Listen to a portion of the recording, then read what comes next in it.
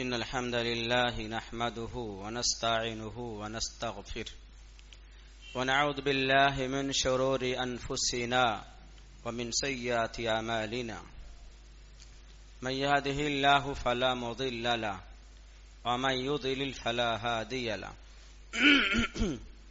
وأشهد أن لا إله إلا الله وحده لا شريك له وأشهد أن محمدا عبده ورسوله أما بعد فإن خير الحديث كتاب الله وخير الهدى هدى محمد صلى الله عليه وسلم وشر الأمور محدثاتها وكل محدثة بدعة وكل بدعة ضلالة وكل ضلالة في النار فأعوذ بالله من الشيطان الرجيم بسم الله الرحمن الرحيم فما استمتعتم به منهن فآتوهن أجورهن فريضة وقال في موضع آخر وآتوا النساء صدقاتهن نحلة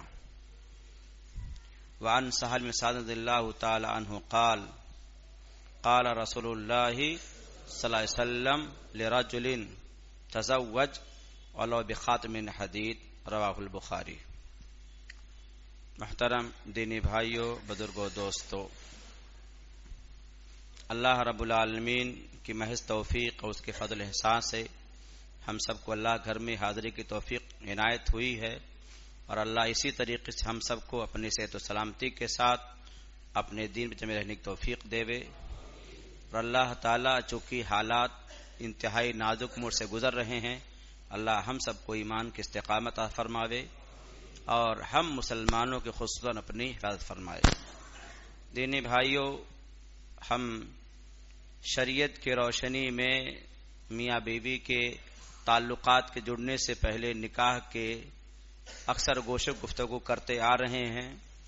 مقصد یہی ہے کہ موقع جب مناسب ہوتا ہے تو موقع کی مناسبات کی باتیں نگاہ میں آتی ہیں اور عمل کی توفیق ملتی بھی ہے، لیکن یہ کتابی مطالعے سے پتہ چل رہا ہے کہ شادی بیواہ کے تعلق سے جن گوشوں پہ گفتگو کی جا رہی ہے، لگتا ہے یہ وقت کی ایک اہم ضرورت ہے۔ علماء احناف کے ایک بڑے اہم عالم گزرے ہیں، مولانا اشرف تھانوی رحمہ اللہ۔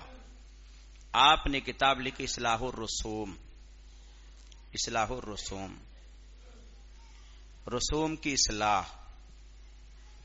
بہت بعد میں وہ کتاب نگاہ میں آئی، لیکن یہ ہے کہ آپ نے جائزہ لیا اپنے زمانے میں تقریباً 300 رسوم کسی نہ کسی شکل میں سماج کے اندر شادی کے تعلق سے گزرے ہیں۔ البتہ ان کی نگاہیں اتنی کشادہ تھیں کہ ہندوستان، پاکستان، بنگلہ دیش بلکہ افغانستان کو بھی لے کر بھی آپ نے کتاب لکھی ہے۔ بڑا لمبا سفر کیا ہے، کہاں کہاں سماج میں اس پہ رسوم انجام پاتے ہیں، خوب لکھا ہے۔ 300 صفحات زیادہ کتاب ہے۔ انہی میں سے مہر پہ گفتگو کیا ہے، لیکن وہ کتاب بہت بعد میں دیکھا، ہو سکتا آئندہ میں پڑھوں پھر دیکھوں۔ ابھی فی الحال ہمیں یہ دیکھنا ہے کہ مہر کے تعلق سے اللہ کا یہ اعلان ہے، فَمَسْتَمْتَعْتُمْ بِهِ مِنْهُنَّ فآتوہن اجورہن فریضہ۔ سورہ نساء ہے، آیت نمبر 24 کا حصہ ہے۔ تم نے ان عورتوں سے فائدہ اٹھا رکھا ہے، ان کی مقرر کردہ مہر ادا کر دو۔ فمستمتعتم بہ منہن، تم نے ان عورتوں سے فائدہ اٹھا رکھا ہے، فآتوہن اجورہن، ان کا حق مہر جو مقرر اس کو ادا کر دو۔ ایک وآتوا النساء صدقاتہن نحلہ، عورتوں کی مہر خوشی خوشی دے دو۔ یہ بات آنے کے بعد اب یہ دیکھنا ہے کہ اسلامی ہدایات کی جو لمبی لسٹ ہے اس میں مہر کے تعلق سے شریعت نے اتنی رہنمائی کر دیا ہے کہ بہرحال عورت کا یہ اللہ کی طرف سے ایک گفٹ اور تحفہ مہر جان لیجئے۔ اللہ نے مہر کا اعلان کیا ہے، مہر دینا ہے، بلا مہر کے نہیں دینا ہے۔ مہر طے ہو جانے کے بعد بیوی معاف کر دے، بات کی بات ہے، مہر دینا ہے۔ اب اس کو تھوڑا سا ابھی دلائل کو نگاہ میں رکھنے سے پہلے آپ ذرا دیکھیں جس سماج میں آپ رہتے سہتے ہیں، کیا کبھی چلا کر کے بچی سے پوچھا جاتا ہے بیٹی تیری کتنی مہر ہو؟ یہ نوبت آتی تک نہیں ہے، اس کو کانوں کار خبر بھی نہیں ہے.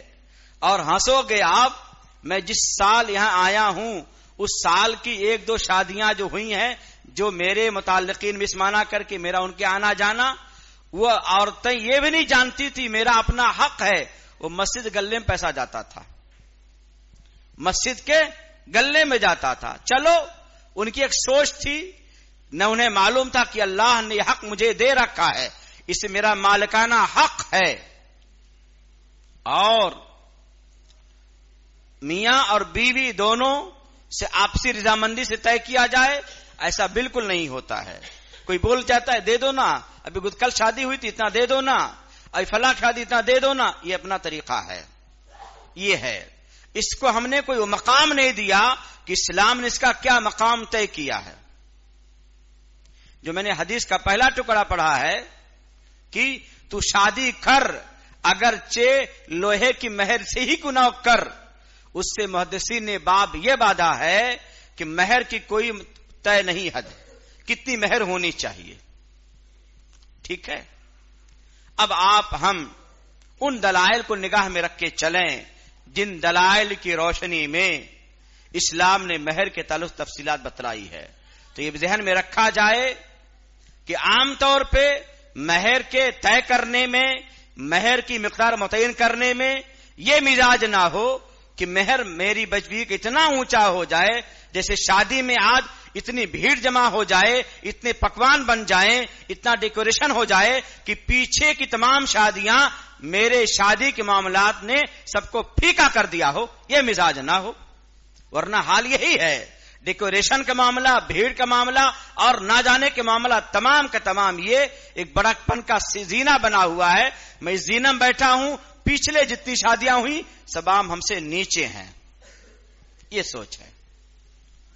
تو اب آپ دیکھیں اللہ کے نبی صلی اللہ علیہ وسلم کے صحابی رسول سہل بن سعد الساعدی فرماتے ہیں، اللہ کے نبی صلی اللہ علیہ وسلم تشریف فرما ہے. ایک عورت آتی ہے اور کہتی اللہ کے نبی صلی اللہ علیہ وسلم میں آئی ہوں کہ میں آپ کو اپنا نفس آپ کے حبا کر دوں. اللہ کے نبی صلی اللہ علیہ وسلم نے اوپر سے نیچے دیکھا، پھر سر جھکا لیا، خاموش بیٹھ گئے. جب کافی تاخیر ہوئی، آپ کا کوئی جواب نہیں آیا. اس باب کی اور روایت جمع کریں گے تو آپ نے یہ بھی فرمایا مجھے اس کی کوئی حاجت نہیں ہے. اس روایت میں یہ جملہ آپ نے نہیں کہا، آپ خاموش رہے، سر جھکا لیا. صحابی رسول کھڑے ہوتے ہیں، اللہ کے نبی صلی اللہ علیہ وسلم اگر آپ کو اس کی حاجت نہیں، مجھ سے شادی کرا دیجئے. آپ نے فرمایا تیرے پاس کچھ موجود ہے؟ کچھ نہیں موجود ہے. آپ نے فرمایا نہیں، جاؤ گھر دیکھ کر آؤ، اور دیکھ کر آؤ جو بھی موجود ہے لے کر آ جاؤ. جاتے ہیں، تلاش کرتے، چکر لگاتے ہیں. اللہ کے نبی صلی اللہ علیہ وسلم میں نے تلاشا، میرے گھر میں کچھ نہیں ہے. آپ نے فرمایا جا کے تلاش، چاہے لوہے کے انگوٹھی ہی کیوں نہ ہو. اللہ کے نبی یہ بھی نہیں ہے. ہاں یہ چادر میری ہے، آدھا اس کو میں دے دوں گا، آدھا میں رکھ لوں گا. آپ اندازہ لگا لو، سوچ لو. تب بھی ایسے ماحول میں اسلام کی نعمت محفوظ تھی، ایمان میں استقامت تھی، چوری چماری نہیں ہوئی، غلط قدم نہیں اٹھا. حالات کیسے موڑ کہ جھاڑو لگا دو تو کچھ بھی گھر میں موجود نہیں، اور آ کر بیان کر بھی دیا کچھ بھی نہیں ہے. اللہ کے نبی ایک چہمند ہے، یہ آدھا اس کو دے دوں گی. تو ابھی اللہ کے نہیں بولتے تو بات کی بات ہے. صحابی رسول کہتے ہیں اس سے کیا ہوگا، نہ تیرے کام آئے گا نہ اس کے کام، اور اگر مکمل دے دیتا اس کو تو خالی رہ جائے گا، اور تو پہلے تو خالی رہ جائے گی. یہ اندازہ لگائیے دوستو، اندازہ یوں لگائیے کہ ایسے ماحول میں اسلام پنپا ہے، اسلام پنپا ہے. اور انہی نفوس قدسیہ نے اسلام کے باغ کو سیراب کیا، اپنے جان سے، اپنے مال سے، اپنے اوقات سے سیراب کیا. ایسا آپ نے نہیں پڑھا ہوگا, نہیں سنا ہوگا کہ ایسے ماحول میں مسلمان اسلام سے مایوس ہو گیا ہو, بیزار ہو گیا ہو. آج مال ہی کی لالچ نے ہمیں دین سے بیزار کر دیا ہے, دین سے غافل کر دیا ہے. اور یوں کہہ لیجیے اپنی زبان میں کہ جوان بچے کو داڑھی دیکھ لیا, ابھی سے ملا بن گیا, دنیا کو طلاق دے دیا, یہ کر دیا کر دیا, یہ جملہ ہم بولتے ہیں. خیر, کہنا یہ ہے, اللہ کے نبی صلی اللہ علیہ وسلم نے فرمایا کیا تجھے کچھ قرآن کی صورتیں یاد ہے؟ کہا ہاں یاد ہے. پھر سوال کیا کیا وہ صورتیں منہ زبانی یاد ہیں؟ کہاں بلا دے کے پڑھ سکتا ہوں. کہا ہاں جا, میں تیری شادی ان صورتیں بدلے اس کے میں کر دیتا ہوں. یہاں نقطہ آپ کے ذہن میں آیا ہوگا, سوال آیا ہوگا. میں نے حدیث کی کتابوں کو تھوڑا تلاشنا چاہا کہ ایک نقطہ سوال میں بن سکتا ہے. عورت چل کے آئی ہے, گھر کا کوئی آگے پیچھے تھا کہ نہیں تھا, گھر کا ولی تھا کہ نہیں تھا. دنیا کہہ سکتی ہے کہ ابوالکلام ہمیشہ ڈنکے چوٹ پہ چیخلاتے ہو, ولی شرط ہے, ولی شرط ہے. یہاں کہاں اس کا کوئی ولی تھا؟ یہاں اس کا کہاں کوئی ولی تھا؟ میں نے کہا تھا اس وقت السلطان ولی من لا ولی لہ, جس کا کوئی ولی نہیں اس کا وقت کا بادشاہ ولی ہے. اللہ کے نبی کس بادشاہ سے کم تھے؟ یہی جواب ملا ہے. ان سے بڑھ کر کون ولی ہو سکتا ہے جن پر اللہ رب العالمین نبوت کا تاج پہنایا ہو؟ خیر, کہنا یہ ہے اللہ کے نبی نے شادی کس سے کر دی؟ قرآن کے چند صورتوں کے بدلے میں کر دی. دلیل بن گئی اگر میاں بیوی کے حالات اتنے پتلے ہیں شوہر کے تو بیوی سے بھی قناعت کرے گی. اور صحابی رسول نے ابو سلمہ عبد الرحمن بن عوف نے سوال کیا تھا حضرت عائشہ رضی اللہ تعالی عنہا سے, اللہ کے نبی کہ آپ بیوی ہیں, اللہ کے نبی کی جتنی ساری ازواج مطہرات ہیں ان کی مہر کتنی تھی؟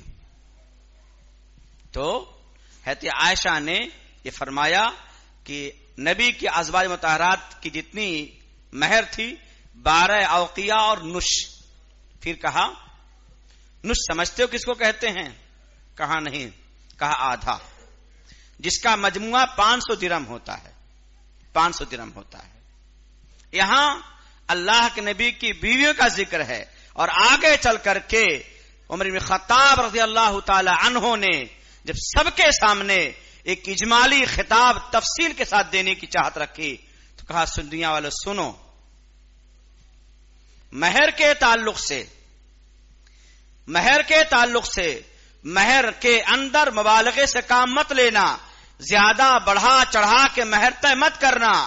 اگر مہر کے ذریعے سے دنیاوی عزت ملتی یا اللہ کے ہاں تقوی کا سبب ہوتا تو اللہ کے نبی صلی اللہ علیہ وسلم ہم سب سے زیادہ حقدار تھے. اس کو آپ نے بڑے اچھے انداز سے کہا تھا اس وقت, اپنے زمانے میں کہا تھا کہ اگر مہر اونچا رکھنے سے اس سے تقوی حاصل ہوتا, دنیا میں عزت حاصل ہوتی تو اللہ کے نبی پہلے کرتے. لیکن یاد رکھنا نبی کی ازواج بھی اور نبی کی بیٹیاں دونوں کی شادی میں مہر 12 اوقیہ زیادہ نہیں تھا. دیکھا آپ نے, یہ مہر ہوئی.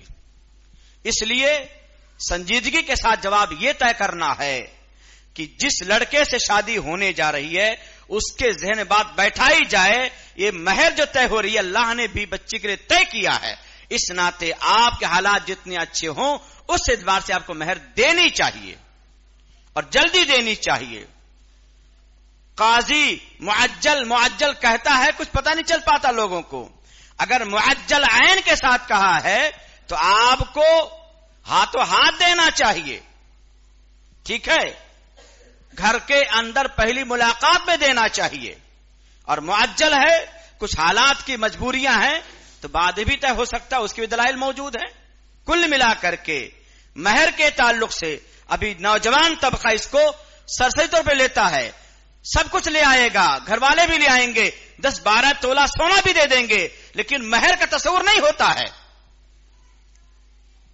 جبکہ یہ بات طے ہونی چاہیے جب گواہان موجود ہیں بچی کی شادی کے موقع پر, تو وہیں پہ پیسے کی شکل میں یا زیور کی شکل میں اعلان ہو جانا چاہیے کہ بچی کے مہر میں زیور کی شکل میں فلاں چیز دی گئی. یہ دینی بھائیوں، اس کو اگر معمولی کا ہوا دیتے ہو تو یہ ہمارے لیے خلاف سنت ہے. اس لیے سماجی طور پہ جو ایک رسم چلی تھی 551 کی یا 32 روپے کی، وہ ساری باتیں بھول جائیے. سماج اپنی جگہ ہے، اسلام اپنی جگہ پہ ہے. ہاں، اللہ کرے ایسا دن، ایسا موڑ آئے کہ جیسے ابن باز رحمہ اللہ سے ایک اور بچی نے سوال کیا کہ میری دل کی چاہت ہے، میں گھر کی غریبی ہوں، محتاج ہوں، لیکن دل کی چاہت ہے اللہ کوئی دن کوئی زمانہ آئے میں اللہ کے گھر کو دیکھوں، چاہے عمرے کی شکل میں یا حج کی شکل میں، لیکن اب تک میری تو یہ تمنا پوری نہیں ہو پائی ہے کیونکہ میرے ہر گھر کے حالات اچھے نہیں ہیں. تو اگر میں یہ کیا بات ذہن میں رکھ لوں کہ اللہ کرے میرا حصہ جس سے ہونے والا ہو، میں کہہ دوں کہ میری مہر میرا عمرہ ہوگا، کہ آپ مجھے عمرہ کرا دو. اگر حالات اور اچھے ہوں، اللہ کرے ایسا جوڑا مجھے ملے، تو کہہ دوں مجھے آپ مہر کے طور میرے حج کراؤ. تو کیا میں کہنے میں گنہگار ہوں گی؟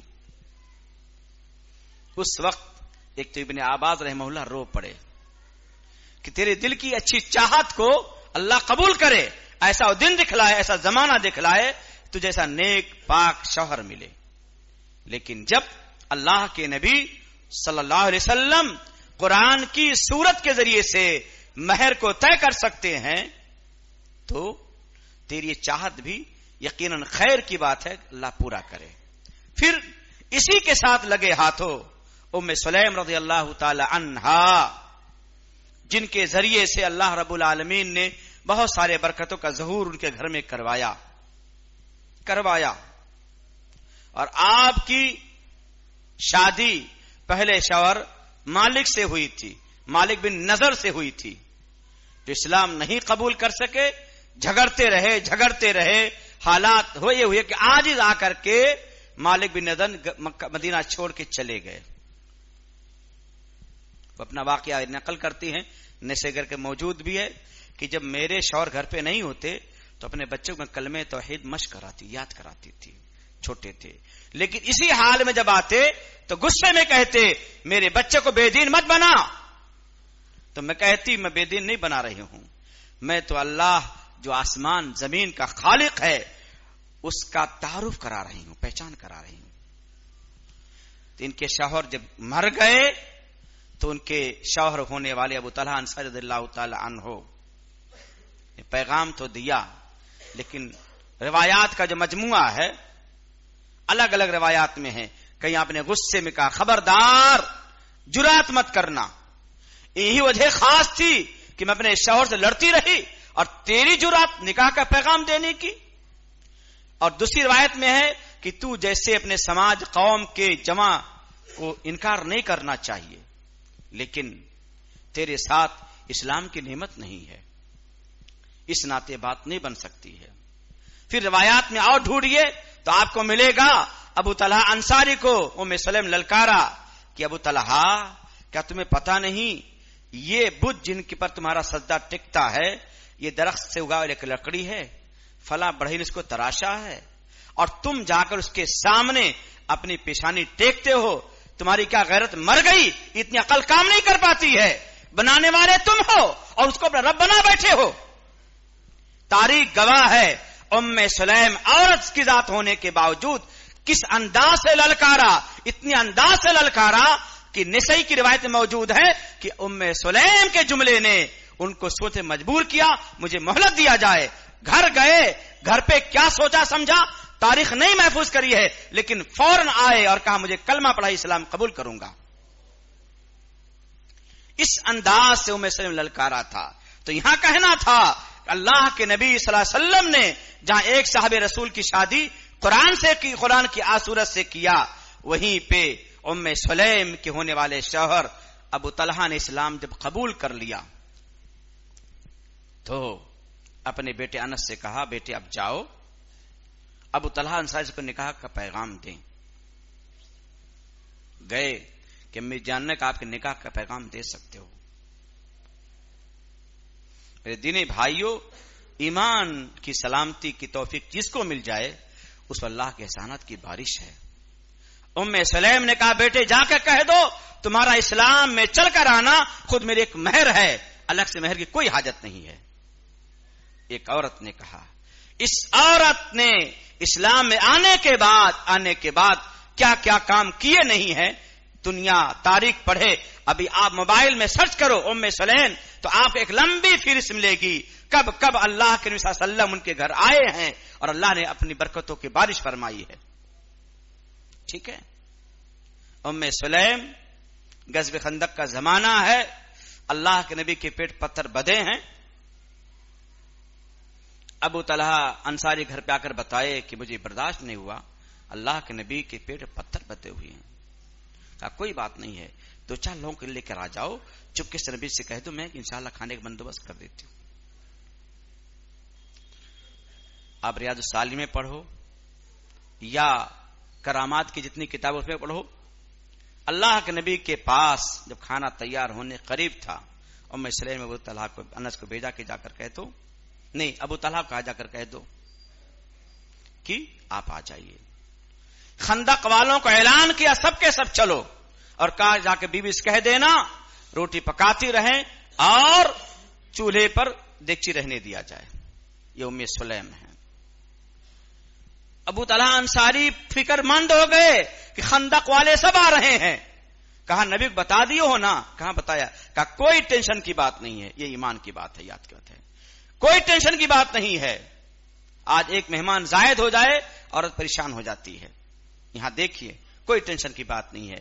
اس ام سلیم کے گھر پہ اللہ کے نبی نے آ کر اس دیگچی میں روٹی توڑ کے ڈالا اور نکالتے رہے، سب نے سیراب کر کھا لیا۔ ان کے ہونے والے ابو طلحہ سے لڑکے عمیر پیدا ہوئے تھے، بیمار رہتے تھے، اللہ کے نبی آ کر اس کو تسلی دیتے تھے، کھلاتے تھے، اس کا انتقال ہو جاتا ہے۔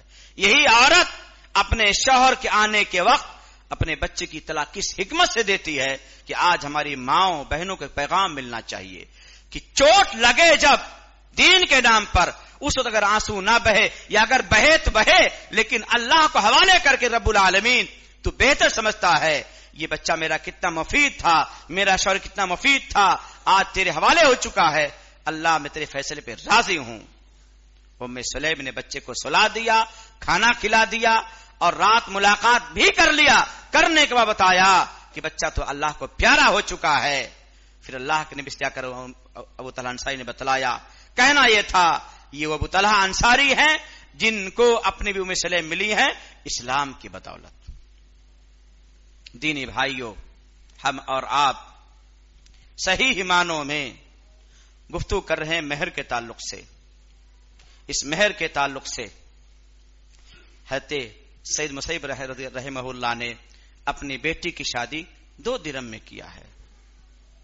ایک صحابی رسول نے اپنی شادی کیا تو شادی کرنے کے بعد کھجور کی گٹھلی ہوتی ہے، اس کے وزن کے برابر سونے کو مہر میں دیا۔ اور ایک صحابی رسول آئے، اللہ کے نبی میں نے ایک انصاری عورت سے شادی کیا ہے، کر لیا؟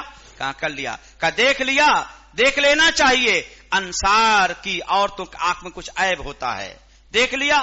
ہاں دیکھ لیا۔ کتنا مہر طے کیا؟ تو کتنا مہر طے کیا؟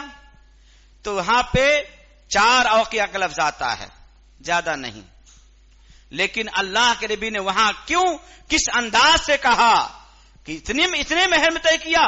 کیا تو کسی پہاڑ سے چاندی کو تراش کے لے کر آیا ہے کیا؟ مسلم کی روایت ہے۔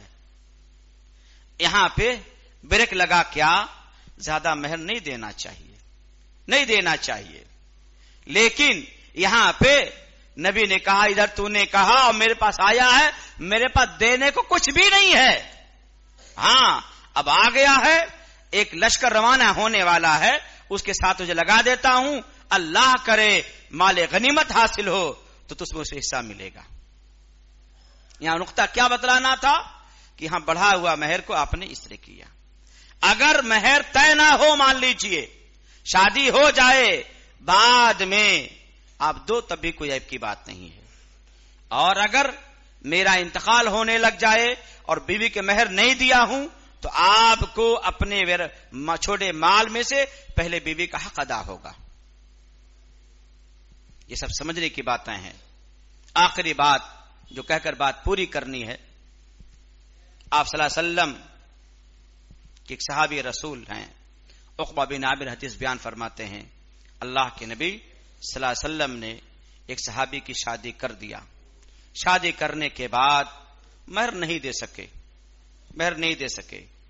اب حالات اس موڑ کے آئے کہ آپ کا انتقال ہونے والا ہے. لوگوں کو آواز لگایا کہ دیکھو اللہ کے نبی نے میری اس بیوی سے شادی کرائی تھی لیکن میں نے مہر نہیں دیا تھا.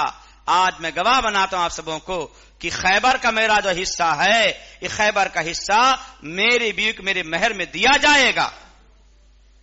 تاریخ نے بتلایا اس زمانے میں خیبر کا حصہ جب بیچا گیا تو 1,00,000 درہم ملا. ٹھیک ہے، تو دینی بھائیوں، ہمیں اور آپ کو اس مسئلے میں ہمیں جس چیز کی رہنمائی آپ کو کرنی تھی کہ اپنے سماج میں جو دیکھا جا رہا ہے اس میں بچیوں کے اس کے بارے میں کوئی جانکاری نہیں ہو پاتی ہے کہ اسلامی حق جو اللہ نے ہمیں دیا ہے چلا کر کے، ہمیں اس کے تعلق سے کیا رہنمائی ملنی چاہیے، ذہن میں رکھنا چاہیے.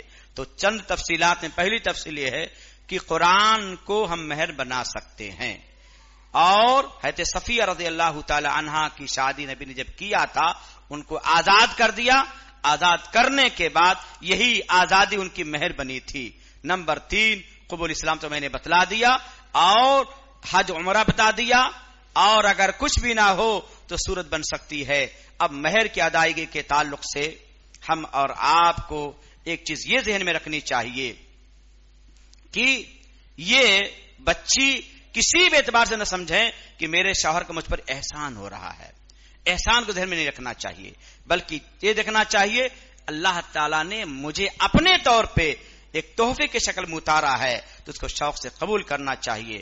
اب اس کے بعد مالکانہ حق ہو جانے کے بعد از راہ تشکر کے کہ اللہ تعالیٰ نے خیر خوب سے میرے جوڑے کو میرے حوالے کر دیا ہے، اللہ جوڑا میرا سلامت رہے، ہم دونوں خیر خوب جمع رہنے والے ہوں، میں اللہ راہ میں خرچ کرتی ہوں.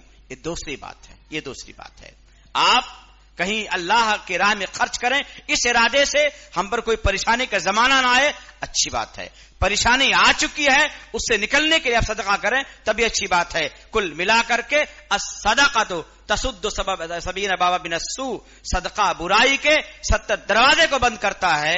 تو آپ اگر ایسا کام کرتے ہیں تو کوئی عیب کی بات نہیں ہے، لیکن بچی کو تصور دینا ہوگا، یہ تیرا اپنا مالی حق ہے جو اللہ کی طرف سے ملا ہوا ہے. کل ملا کر کے حاضرین، ہم اور آپ اللہ سے دعائیں کریں کہ رب العالمین دین کے بہت سارے مسائل ہیں، اللہ حسب توفیق چلنے کی سب کو توفیق دے. لیکن دینی بھائیوں یہ بات یاد رکھنا ہوگا کہ ہمارے مزاج کے اندر جو دن بدن بدلاؤ آ رہا ہے کہ ہم اپنے آپ کو سمیٹ کر رہے ہیں صرف کھانے پینے کے نام پر، شادی بیواہ کے نام پر، اور بڑے بڑے مکانات بنانے کے نام پر، اور دین کا کباڑہ ہو تو اللہ گواہ ہے وہ دن ایسا دور نہیں ہے کہ اللہ رب العالمین جو بے نیاز ذات ہے ہمیں اور آپ کو سمیٹ کر کے ایسے کو اس کے حوالے کر دے گا جو اللہ کے دل سچے وفادار ہوں گے. اس ناطے دینی بھائیوں ہم اپنی کمی کا احساس کریں اور اللہ سے دعائیں بھی کریں. رب العالمین دین کی امانت ہمارے حوالے ہوئی ہے، اللہ اس پہ عمل کرنے کی، عام کرنے کی توفیق دے. اور ہمارے سماج کے اندر جو بہرحال برائیاں کسی پہلو سے جمع ہیں اللہ اسے بچ نکلنے کی سب کو توفیق دے. اور آخر میں اللہ سے دعا کریں گے کہ رب العالمین ملکی حالات بہرحال دن بدن ابتر ہوتے جا رہے ہیں، اللہ تمہارا سچا نگہبان ہے، اللہ تمہارا حامی ہے، ہمارا ناصر ہے. اللہ یقین ہم قصوروار ہیں، ہمارا گناہ دن کے اجالے کا ہو سکتا ہے، رات کی تاریکی کا ہوگا، خلوت کا، جلوت کا، اللہ سب تجھ پہ روشن ہے. اللہ ہم اپنی کمیوں سے معافی کے طلبگار ہیں، اللہ ہمیں تو معاف فرما دے. اللہ تو ہمیں اپنے اس دین پہ امن و امان چلنے کی توفیق دے. اور ہمارے دینی بھائی دین کے نام پر جہاں کہیں آزمائے جا رہے ہیں اللہ انہیں حوصلہ دے، انہیں استقامت دے، اور ان کی رہائی کی شکل آسان فرما دے. آمین. تقبل یا رب العالمین. ان الحمد لله نحمده ونستعينه ونستغفره ونعوذ بالله من شرور انفسنا ومن سيئات اعمالنا من يهده الله فلا مضل له ومن يضلل فلا هادي له وأشهد أن لا إله إلا الله وحده لا شريك له وأشهد أن محمدا عبده ورسوله اللهم صل على محمد وعلى آل محمد كما صليت على إبراهيم وعلى آل إبراهيم إنك حميد مجيد اللهم بارك على محمد وعلى آل محمد كما باركت على إبراهيم وعلى آل إبراهيم إنك حميد مجيد ربنا آتنا في الدنيا حسنة وفي الآخرة حسنة وقنا عذاب النار ربنا ظلمنا أنفسنا وإن لم تغفر لنا وترحمنا لنكونن من الخاسرين يا حي يا قيوم برحمتك استغيث ربنا اغفر لنا ذنوبنا وإسرافنا في أمرنا وثبت أقدامنا وانصرنا على القوم الكافرين